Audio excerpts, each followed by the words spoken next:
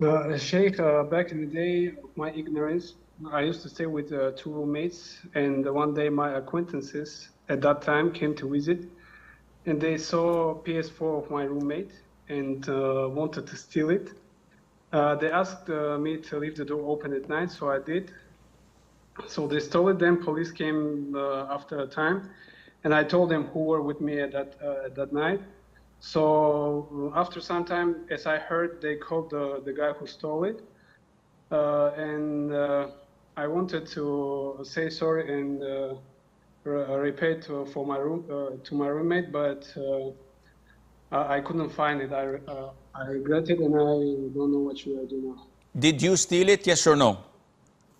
No, I did not steal. I just so you reported it to the police, and you told the police about the two that visited you, or the one who visited you and stole it. So you gave them the information, correct? Yes, I gave them the information. Then you have nothing on you. There's no liability on you at all. Let the police take care of it. You have nothing. You have not done anything wrong, and it's not your mistake.